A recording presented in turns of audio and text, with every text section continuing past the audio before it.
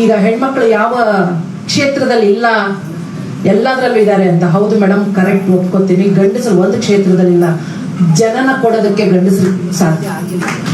ವಿಜ್ಞಾನ ತಂತ್ರಜ್ಞಾನ ಎಷ್ಟೇ ಮುಂದುವರೆದಿದ್ರು ಅದು ಸ್ಟಿಲ್ ದೇವರು ಅದನ್ನೊಂದನ್ನು ಮಾತ್ರ ಹೆಣ್ಣಿಗೆ ಕೊಟ್ಟಿದ್ದಾನೆ. ಯಾಕಂದ್ರೆ ಅದು ಎಲ್ರಿಗೆ ಕೊಡೋದಕ್ಕ ಅಂತ ನಮಗೆ ಗೊತ್ತು.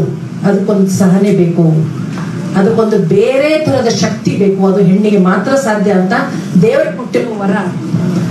ಹಾಗಾಗಿ ಮಹಿಳೆಯರು ಯಾವತ್ತಿದ್ರು ಸೆಲೆಬ್ರಿಟಿಗಳೇ. ಗಂಡು ಹೆಣ್ಣು ಒಂದು ನಾಣ್ಯದ ಎರಡು ಮುಖಗಳು, ಇಬ್ಬರದ್ದು ಒಂದೊಂದು ಬೇರೆ ತರದ ಶಕ್ತಿನೇ ಇದೆ. ಮಹಿಳಾ ದಿನಾಚರಣೆ ಮಾಡಬೇಕು, ಮಹಿಳೆಯರನ್ನ ಗೌರವಿಸ್ಬೇಕು, ಮಹಿಳೆಯರನ್ನ ಬೇರೆ ರೀತಿಯಲ್ಲಿ ನೋಡ್ಬೇಕು, ಅವರನ್ನ ತುಂಬಾ ಅವ್ರಿಗೆ ಸಮಾಜದಲ್ಲಿ ಸಿಗ್ಬೇಕಾದಂತ ಸ್ಥಾನಮಾನ ಸಿಕ್ಕಿಲ್ಲ ಅಂತೆಲ್ಲ ನಾವು ಹೇಳುವಾಗ ಗಂಡಸರನ್ನ ನಾವು ತೆಗೆದುತ್ತಿದ್ದೀವಿ, ಅವರು ನಾವು ಬೇಕಾಗಿಲ್ಲ, ಅವರ ಒಂದು ಸಾಧನೆ, ಅವರು support what ever we say ಅದು ನಮ್ಗೆ ಕಣ್ಣಿಗೆ ಕಾಣಿಸ್ತಿಲ್ಲ ಅನ್ನೋ ಮಾತಲ್ಲ. ಹೆಣ್ಣಿಗೆ ಅನಾದಿ ಕಾಲದಿಂದಾನು, ಅದಂತೂ ನಮ್ಮ ಭಾರತ ದೇಶದಲ್ಲಿ ಮನೆಯಲ್ಲಿ ಸಂಸಾರದಲ್ಲಿ ಕೆಲವು ಕಟ್ಟುಪಾಡುಗಳನ್ನು ಹಾಕಿ ಸುತ್ತು ಬಿಟ್ಟಿದ್ದಾರೆ. ಅದನ್ನು ಬಿಡಿಸೋದಕ್ಕೆ ಇನ್ನು ಎಷ್ಟು ವರ್ಷ, ಎಷ್ಟು ಮಹಿಳಾ ದಿನಾಚರಣೆಗಳನ್ನ ಆಚರಿಸಬೇಕಾಗುತ್ತೋ ನಮಗೆ ಗೊತ್ತಿಲ್ಲ. ನಾನೇ ಈ ಒಂದು ಸಿನಿಮಾ ಮತ್ತು ಸೀರಿಯಲ್ ರಂಗಕ್ಕೆ ಬರಬೇಕಾದ್ರೆ ನಾನು ತುಂಬಾ ಲೇಟ್ ಆಗಿ ಬಂದಿದ್ದು. ನಾನು ಲೆಕ್ಚರರ್ ಆಗಿದ್ದೆ, ಬೇರೆ ಬೇರೆ ಪ್ರೊಫೆಷನಲ್ ಇದ್ದು. ಈ ಒಂದು ಇದಕ್ಕೆ ಬರ್ಬೇಕಾದ್ರೆ ತುಂಬಾ ಲೇಟ್ ಆಗಿ ಬಂದೆ. ಅಷ್ಟು ನಾನು ಲೇಟ್, ನನ್ನ ಮಕ್ಕಳು ದೊಡ್ಡವ್ರು ಆಗ್ತಾ ಇದ್ರು, ಸ್ಕೂಲ್ಗೆ ಹೋಗ್ತಿದ್ರು. ಆಗ ನಾನು ಈ ಒಂದು ಸ್ಕ್ರೀನ್ ಬಂದಿರೋದು, ಸ್ಕ್ರೀನ್ ಫೀಲ್ಡ್ಗೆ.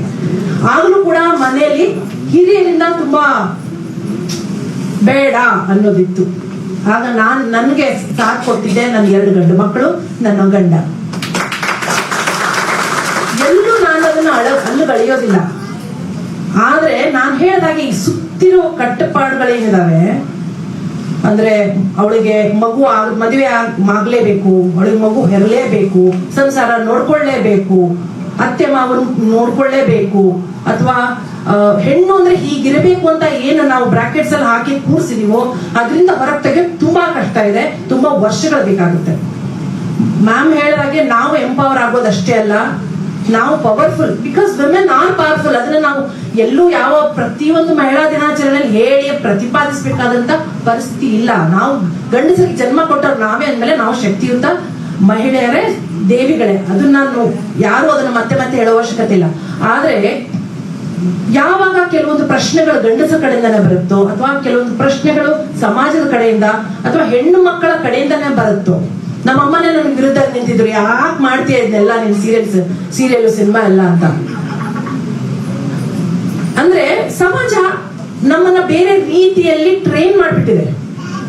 ಹಿಂಗೆ ಇರ್ಬೇಕು, ಮಗಳನ್ನ ಈ ರೀತಿನೇ ಬೆಳೆಸ್ಬೇಕು, ಗಂಡು ಮಗ ಆಗಿದ್ರೆ ಅವಳನ್ನ ಹೀಗೆ ಬೆಳೆಸ್ಬೇಕು, ಅವನು ಲೇಟ್ ಆಗಿ ಬಂದ್ರೆ ಅವನನ್ನ ಕೇಳಬಾರ್ದು. ಮಗಳು 7-8 ಗಂಟೆ ಮೇಲೆ ಹೊರಗಡೆ ಹೋಗ್ತಿದ್ರೆ ಯಾಕೆ ಹೋಗ್ತೀಯಾ, ಎಲ್ಲಿ ಹೋಗ್ತೀಯಾ, ಯಾವ ಫ್ರೆಂಡ್ ಮನೆಗೆ ಹೋಗ್ತೀಯ ಅಂತ 10 ಪ್ರಶ್ನೆಗಳನ್ನ ಕೇಳಬೇಕು. ಆಗ್ಲೇ ನಾನು ಒಳ್ಳೆ ತಾಯಿ. ಇದು ಏನು, ನಾನು ನನಗೆ ಸುತ್ತಕೊಂಡಿರುವಂತಹ, ನಾವು ಸುತ್ತುಳಿ ಅಂತೀವಿ ನಮ್ಮ ಕಡೆ, ಸುತ್ತುಳಿ ಕಟ್ಟಿ ಬಿಟ್ಬಿಟ್ಟಿದ್ದಾರೆ.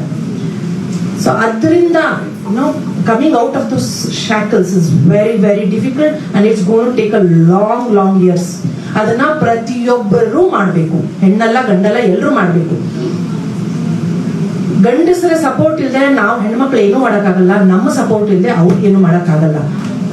ಯಾರು ಮೇಲೆಲ್ಲ ಕೇಳಲ್ಲ. ಈ ಜೆಂಡರ್ ಬ್ಯಾರಿಯರ್ ಹೋಗ್ಬೇಕು. ಮಹಿಳೆಯರಾಗಿ ಮಹಿಳೆಯರಿಗೆ ಹೇಳೋದು ಒಂದೇ, ನಮ್ಮ ಗಂಡ, ನಮ್ಮ ಮಗ, ನಮ್ಮ ತಂದೆ,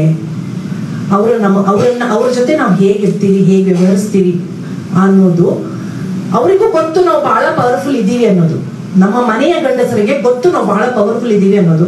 ಅವ್ರಿಗೂ ಒಂದು ಭಯ ಇದೆ. ಯಾಕಂದ್ರೆ ಹೊರಗಡೆ ಗಂಡಸರ ಮೇಲೆ ಅವ್ರಿಗೆ ನಂಬಿಕೆ ಇಲ್ಲ.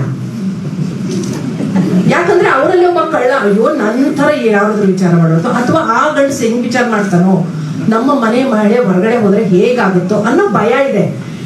ಅದು ಎಲ್ಲ ಅವ್ರು ಸುತ್ತಕೊಂಡಿರೋ ಹಗ್ಗಗಳು, ಸಮಾಜದ ಕಟ್ಟುಪಾಡುಗಳು. ಅವರು ಕೂಡ ಅದರಿಂದ ಹೊರಗೆ ಬರಬೇಕು. ಎಜುಕೇಶನ್ ಈ ವಿಷಯದಲ್ಲಿ ಏನು ಮಾಡಿಲ್ಲ ಅಂತಾನೆ ನನ್ಗನ್ಸುತ್ತೆ. ಎಷ್ಟೇ ಎಜುಕೇಟೆಡ್ ಜನ ಇದ್ರು ಮನೆಗೆ ಹೋದಾಗ ಹೆಂಡತಿಗೆ ನೀನು ದುಡಿದು ಬಂದಿದ್ಯಾ, ನನ್ಗೆ ಕಾಫಿ ಮಾಡ್ಕೊಡು ಅಂತಾನೆ ಕೇಳ್ತಾರೆ. ಇಬ್ರು ದುಡಿದು ಬಂದಿದ್ರು ಮನೆ ಬಂದ ತಕ್ಷಣ ಸೆರಗನ್ನ ಸುತ್ಕೊಂಡು ಕೆಲಸ ಮಾಡೋಳು ಎಷ್ಟೋ ಮನೆಗಳಲ್ಲಿ. ಇಲ್ಲ ಅಂತ ಹೇಳ್ತಿಲ್ಲ, ಕೆಲವು ಮನೆಗಳಲ್ಲಿ ಚೇಂಜಸ್ ಆಗಿದೆ, ತುಂಬಾ ಚೇಂಜಸ್ ಆಗಿದೆ. ಮುಂದಿನ ಜನರೇಷನ್ ಅಲ್ಲಿ ಚೇಂಜಸ್ ಆಗ್ತಿದೆ. ನನ್ನ ಮಗ ಸೊಸಿ ಮನೆಗೆ ಹೋದ್ರೆ US ಅಲ್ಲಿ ಇರ್ತಾರೆ, ಅವ್ರ ಮನೆಗೆ ಹೋದ್ರೆ ನಂಗೆ ತುಂಬಾ ಖುಷಿ ಆಗುತ್ತೆ. Because they live like that. ನಾನು ಏನ್ ಕನ್ಸು ಹಿಂಗಿರ್ಬೇಕು ಅಂತ ನಾನು ಅನ್ಕೊಂಡಿದ್ದೀನೋ ಹಂಗೆ ಅವ್ರು ಇಬ್ರು ಇರ್ತಾರೆ. ಟಚ್ವುಡ್ ಆ ತರದ ಒಂದು ಸಮಾಜ ಕ್ರಿಯೇಟ್ ಆಗ್ಬೇಕಾಗಿದೆ ನಮ್ಮಲ್ಲಿ. ಹೆಣ್ಣು ಎಷ್ಟೇ ದುಡಿದು ಬಂದ್ರು ಗಂಡು ಬಂದ ತಕ್ಷಣ ಹೇಗೆ ರಿಮೋಟ್ ಹಿಡ್ಕೊಳ್ಳೋಕೆ ಸಾಧ್ಯನೋ, ಹೆಂಡತಿ ಬಂದ್ ಬರೀ ಲೈಟ್ ಹಿಡ್ಕೊಳ್ಳೋದೊಂದು ಜೀವನ ಆಗ್ಬಿಟ್ಟಿದೆ ನಮ್ಗೆ. ಇಲ್ಲ.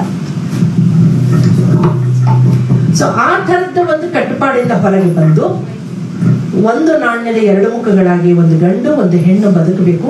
ಸಮಾಜ ಆಗ್ಲೇ ಬರೀ ಹೆಣ್ಮಕ್ಳೇ ದುಡ್ಕೊಂಡು ಹೆಣ್ಮಕ್ಳೇ ಸಾಧನೆ ಮಾಡ್ಕೊಂಡು ಅವರೇ ಮುಂದೆ ಬಂದ್ರೆ ಸಮಾಜ ಮುಂದುವರಿಯಲ್ಲ. ಬರೀ ಗಂಡಸರೇ ಮುಂದೆ ಬಂದ್ರೇನು ಸಮಾಜ ಮುಂದುವರಿಯಲ್ಲ. ಒಂದು ಸದೃಢ ಸಮಾಜವನ್ನ ಕಟ್ಟೋದಕ್ಕೆ ಗಂಡಸರು ಎಷ್ಟು ಮುಖ್ಯನೋ, ಅವ್ರ ಕೊಡುಗೆ ಎಷ್ಟು ಮುಖ್ಯನೋ, ಹೆಣ್ಣು ಮಕ್ಕಳ ಕೊಡುಗೆ ಕೂಡ ಅಷ್ಟೇ ಮುಖ್ಯ.